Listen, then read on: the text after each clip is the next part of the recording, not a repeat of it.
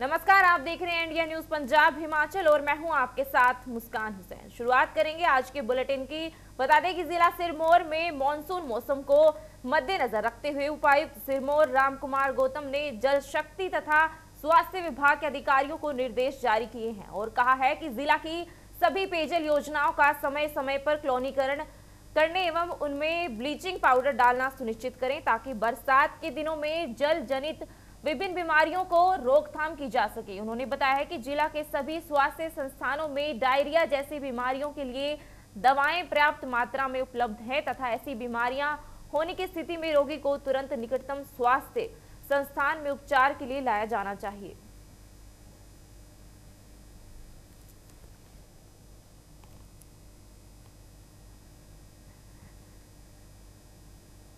हम सभी जानते हैं कि मानसून का जो सीज़न है वो चल रहा है आजकल, और इसमें सबसे ज़्यादा जो बीमारियां फैलने की आशंका होती है वो है वाटरबॉर्न डिजीज़ की, जिसमें पानी से जो रोग उत्पन्न होते हैं उन बीमारियों का फैलने की ज़्यादा इसमें संभावना रहती है, जैसा कि डायरिया है और उसके बाद जो है आपका फीवर है, इस तरीके की उसमें समस्या रहती है। तो पिछले कल ही हमने जिला सिरमौर की स्थिति का जायज़ा लिया और उसमें पाया गया कि छोटे छोटे केसेस जो हैं, एक दो केसेस जो है सारे ज़िला से इसमें आने शुरू हो गए हैं।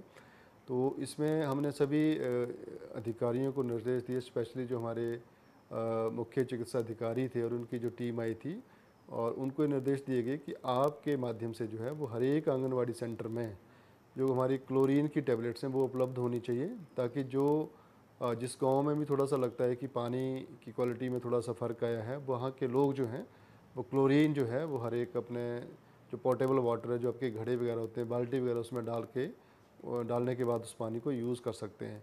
और उसमें भी बताया गया है कि 20 लीटर के लिए एक क्लोरीन की टैबलेट जो है वो पीस कर डालनी उसमें होती है, और आधे घंटे के बाद उस पानी का फिर प्रयोग करना जो है वो होता है, ताकि उसमें क्लोरीन से जितने भी उसमें कृमि वगैरह हैं वो सारे जो है वो विनाश हो जाएं, और उसके बाद जो पानी पीने के लिए बिल्कुल शुद्ध पानी जो है वो प्राप्त हो जाए।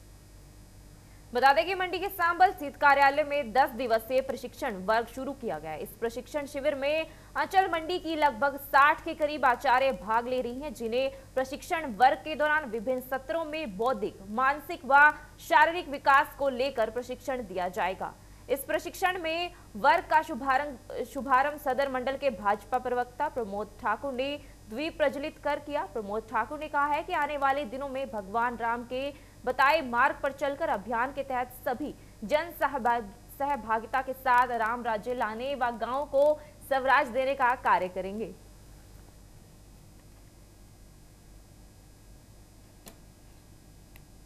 देखिए, ये जो अभियान है इसमें मूलतः 5 तरह से शिक्षाएं दी जाती हैं। पंचमुखी शिक्षा को लेकर चल रहा है। इसमें प्राथमिक शिक्षा के तहत बच्चों को जो स्कूल का ज्ञान है उस तरह से उनको खेल खेल के माध्यम से पढ़ाया जाता है। दूसरा, इसमें ग्राम विकास के तहत गांव वालों को सरकार के द्वारा चलाई जा रही योजनाओं के बारे में जानकारी दी जाती है। तीसरा, इसमें जन जागरण के तहत युवाओं को जागृत किया जाता है। और इसमें आरोग्य से संबंधित एक शिक्षा हमारी चलती है, आरोग्य शिक्षा। उसमें गांव वालों को क्या खाना है, क्या नहीं खाना है, किस तरह से रहना है, कौन सी हमने आयुर्वेदिक दवाएं अपने घर पे हम अपनी रसोई में तैयार कर सकते हैं, वो चीज़ें इसमें बताई जाती हैं।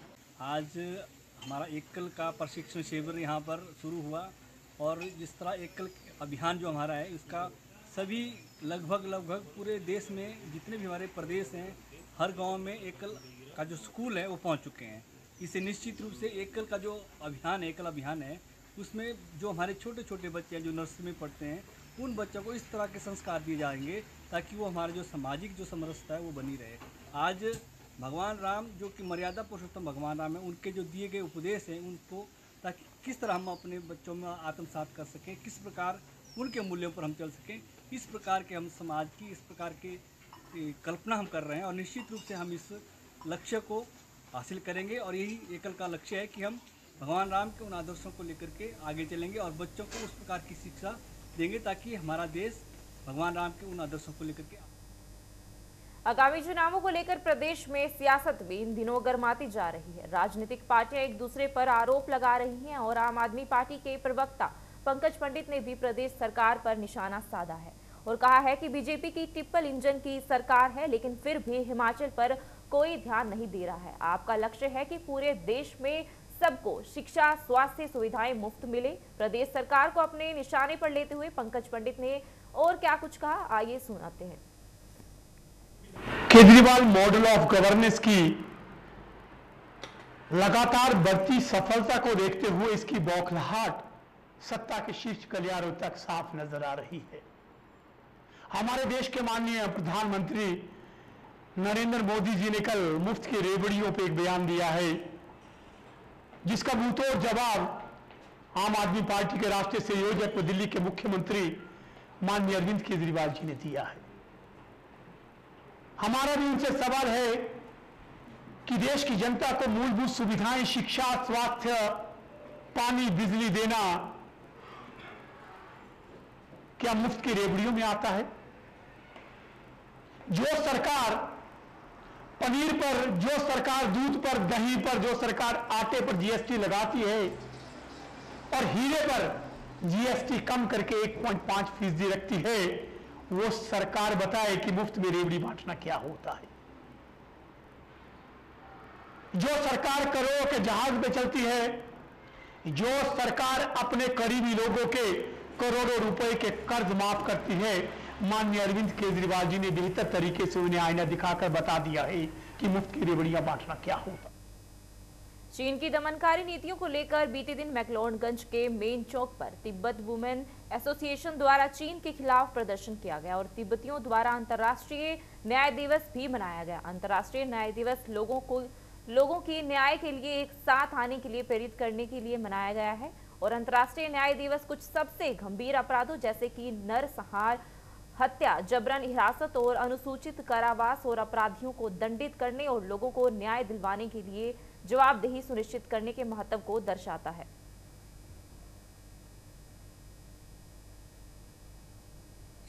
मेरा नाम है त्रिंग डोल्मा, मैं तिब्बती वुमेन एसोसिएशन का वाइस प्रेसिडेंट हूँ। आज जो है वर्ल्ड का जस्टिस का दिन जो डे मनते हैं, तो इसके लिए सब दुनिया में जो एक जस्टिस होता है ना, कानून का नियम होता है, लेकिन वो कानून का नियम जो कॉन्स्टिट्यूशन जो है वो सब ने मानना पड़ेगा। लेकिन चाइना जो है कॉन्स्टिट्यूशन में बहुत अच्छा लिखा है, लेकिन जो कम करने के वक्त जो है उसी समय में वो लोग अच्छा नहीं करते। जो लिखा है वो फॉलो करना चाहिए, रूल्स एंड रेगुलेशन पूरा फॉलो करना चाहिए, लेकिन वो फॉलो नहीं करते। जो लिखा है वो फॉलो नहीं करते। दुनिया को क्या बोलता है चाइना लोग ने, चाइनीज़ का गवर्नमेंट का जो लीडर जो है उसने क्या बोलता है, सबको हम ये रूल्स फॉलो कर रहा है, ये है वो है बोलता है, लेकिन जो तिब्बत में जो अत्याचार कर रहा है ना, उसके विषय में कुछ भी ये नहीं है, फ्रीडम नहीं है। तो इसलिए आज जो है दुनिया सबको हम बता रहा हूँ कि चाइना में लीडर्स जो गवर्नमेंट का लीडर्स जो है उसने क्या किया है, उसके विषय में थोड़ा चर्चा करके सबको ये मालूम होना चाहिए। तो इसके विषय में हम थोड़ा अवेयरनेस के लिए ये कर रही हूँ। तो आप लोग भी ये बहुत आज का हम 4 NGO के तरफ से आप लोग को बहुत बहुत शुक्रिया बोलना चाहती हूँ। स्मार्ट सिटी धर्मशाला में अब हर जगह सीसीटीवी कैमरा का पहरा होगा। शहर में 300 नए सीसीटीवी कैमरा लगाए जा रहे हैं, जिन्हें इंस्टॉल करने की प्रक्रिया जल्द शुरू की जाएगी। इन कैमरों की स्थापना से यातायात नियमों की अवहेलना करने वाले वाहन चालकों के जहां फेस कैप्चर हो जाएंगे, तो वहीं व्हीलर नंबर भी दर्ज हो जाएंगे। इसी के साथ आपराधिक घटनाओं को भी रोकने में मदद मिलेगी। स्मार्ट सिटी प्रोजेक्ट के तहत सीसीटीवी कैमरा इंस्टॉल के लिए 2 करोड़ रुपए की राशि का प्रावधान किया गया है। इसके अतिरिक्त इंटेलिजेंट ट्रैफिक मैनेजमेंट सिस्टम भी लगाए जाएंगे।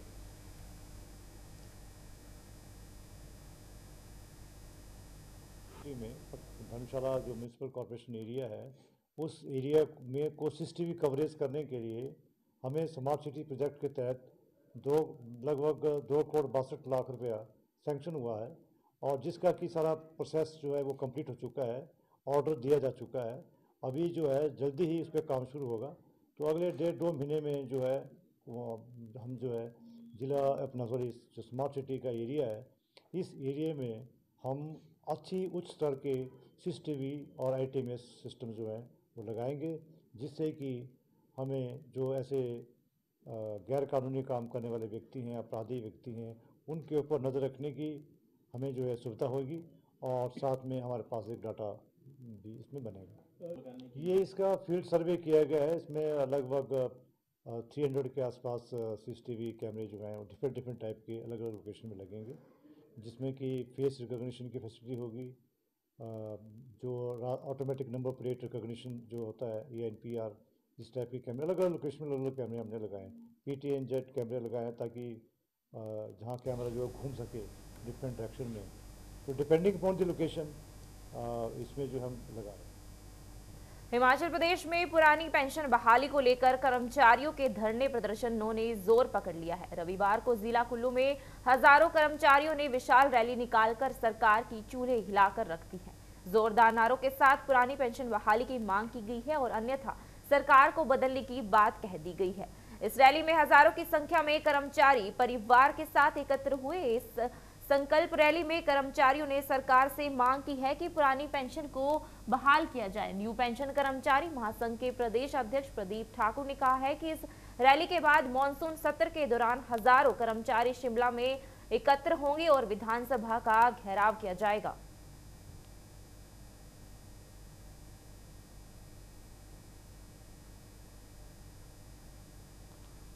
देखिए, इस रैली को सफल बनाने के लिए मेरी महिला वुमेन्स विंग जितना भी हमारा है, मैडम सुनीश मैडम की अध्यक्षता में जो है हमने बहुत ही मतलब ऑफिस टू ऑफिस जाके हर एक आदमी को, हर एक कर्मचारी को, हमारी महिला बहनों को हमने जो है प्रेरित किया है आज की इस रैली को सक्सेस बनाने के लिए।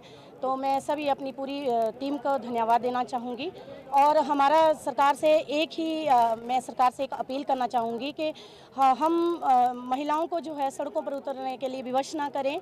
हमें जो है हमारी पुरानी पेंशन जो है जल्द से जल्द बहाल कर दिया जाए। बस आज हमारी कुल्लू में पेंशन संकल्प रैली थी और इतनी भारी बारिश के बावजूद यहाँ कर्मचारियों का लगभग 5 से 7 हज़ार के बीच में झूम जुटा था, जिसके लिए हम सबका धन्यवाद करते हैं। देखिए, हमारी हर जिला में पेंशन संकल्प रैलियाँ हो रही हैं और इसके बाद मानसून सत्र भी जो है उसकी डेटें निश्चित हो चुकी है। मानसून सत्र के दौरान हमने पहले ही कहा है कि हमने एक बड़ी रैली जो है शिमला में करनी है। देखिए, जिस प्रकार से आज आप सभी ने देखा, न्यू पेंशन स्कीम कर्मचारी महासंघ हिमाचल प्रदेश के बैनर तले आज जिला कुल्लू के हमारे सभी 9 खंडों के कर्मचारी भारी संख्या में इस तरह के मौसम के बावजूद लगातार, आपको पता है कि अन्य निर्माण से जो कर्मचारी आने थे, वहाँ जलोड़ी जोत में भी कुछ समस्याएं थी, रास्ते खराब थे, उसके बावजूद हमारे जो राज्य के अन्य हिस्सों से, अन्य जिलों से कर्मचारी पहुंचे हैं, इस खराब मौसम में भी, रास्ते खराब होने के बाद भी जिस प्रकार से इतनी बड़ी संख्या में कर्मचारी आज कुल्लू पहुंचा है और जो संकेत हमने यहाँ से आज खराब मौसम के चलते प्रदेश में सड़क हादसों में लगातार इजाफा होता जा रहा है। ताजा मामला मंडी के सराज विधानसभा क्षेत्र का है, जहां प्रवासी मजदूरों से भरी एक पिकअप जीप अनियंत्रित होकर सड़क पर पलट गई। हादसे में जीप में बैठे एक व्यक्ति की मौके पर ही मौत हो गई और अन्य 6 लोगों को मामूली चोटें आई है। पुलिस इस मामले की जांच में जुटी हुई है।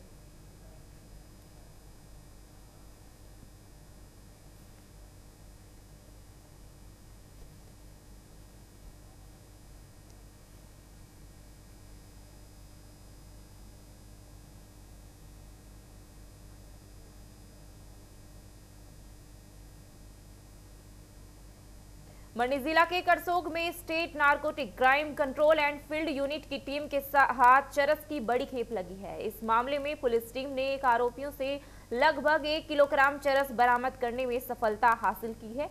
पुलिस ने दोनों आरोपियों के खिलाफ NDPS एक्ट की धारा 20 और 29 के तहत FIR दर्ज कर आगामी प्रक्रिया शुरू कर दी है। वहीं मामले में मंडी जिला के रहने वाला एक आरोपी को नाबालिग बताया जा रहा है। इससे चरस के कारोबार को लेकर नाबालिग की संलिप्तता ने पुलिस को भी चिंता में डाल दिया है। वहीं मामले की पुष्टि DSP गीतांजलि ठाकुर ने की है और कहा है कि आरोपियों को हिरासत में ले लिया गया है और पुलिस टीम द्वारा आगामी कार्यवाही की जा रही है।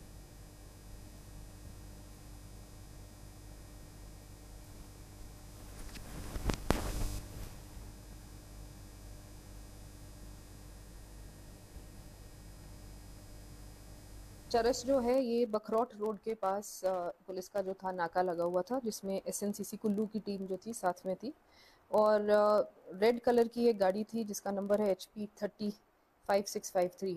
इस गाड़ी को रोकने पर क्योंकि ये लोग जो थे काफ़ी घबराए हुए थे, डरे हुए थे और पुलिस का नाका देखकर ये लोग भागने की भी कोशिश कर रहे थे। जब इनकी गाड़ी की तलाशी ली गई तो इनकी गाड़ी से 1 किलो 26 ग्राम चरस बरामद हुई है और इसमें 2 व्यक्तियों के खिलाफ जो है मुकदमा दर्ज हुआ है। एक व्यक्ति जो है वो करसोग से पोखी गांव से बिलोंग करते हैं और जो दूसरे हैं वो जुवेनाइल है, उम्र उनकी 17 साल है और ये ठनाग के निवासी।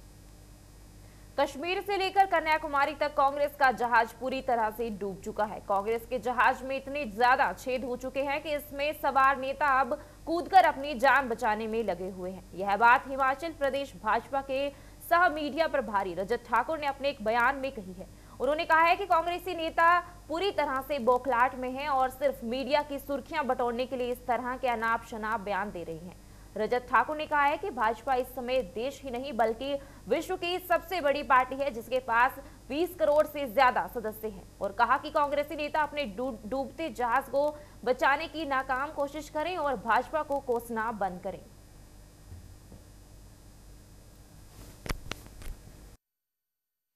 कांग्रेस पार्टी के नेताओं ने पिछले दिनों भारतीय जनता पार्टी को डूबता जहाज कहा है। मैं इसका खंडन करता हूं और मैं कांग्रेस के नेताओं को ये बताना चाहता हूं कि डूबता जहाज भारतीय जनता पार्टी नहीं बल्कि कांग्रेस पार्टी है, क्योंकि कांग्रेस पार्टी कश्मीर से लेकर कन्याकुमारी तक अपना जनमत खो चुकी है।